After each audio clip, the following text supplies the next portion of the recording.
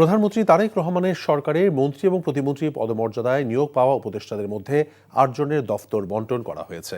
শুক্রবার মন্ত্রিপরিষদ বিভাগ থেকে জারি করা এক প্রজ্ঞাপনে এই তথ্য জানানো হয়েছে। এর আগে গত মঙ্গলবার ১০ জন উপদেষ্টাকে নিয়োগ দেওয়া হয়। প্রজ্ঞাপন অনুযায়ী মন্ত্রী পদমর্যাদার উপদেষ্টাদের মধ্যে মির্জা আব্বাস, নজরুল ইসলাম খান এবং রুহুল কবির রিজভীকে রাজনৈতিক উপদেষ্টা হিসেবে নিয়োগ দেওয়া হয়েছে। এছাড়া মোহাম্মদ ইসমাইল জবিউল্লাহকে জনপ্রশাসন মন্ত্রণালয় এবং রাশেদ আল মাহমুদ তিতুমিরিকে অর্থ মন্ত্রণালয়ের উপদেষ্টার দায়িত্ব দেওয়া হয়েছে। অন্যদিকে প্রতিমন্ত্রী পদমর্যাদার উপদেষ্টাদের মধ্যে অবসরপ্রাপ্ত ব্রিগেডিয়ার জেনারেল শামসুল ইসলামকে প্রতিরক্ষা মন্ত্রণালয়ের দায়িত্ব দেওয়া হয়েছে।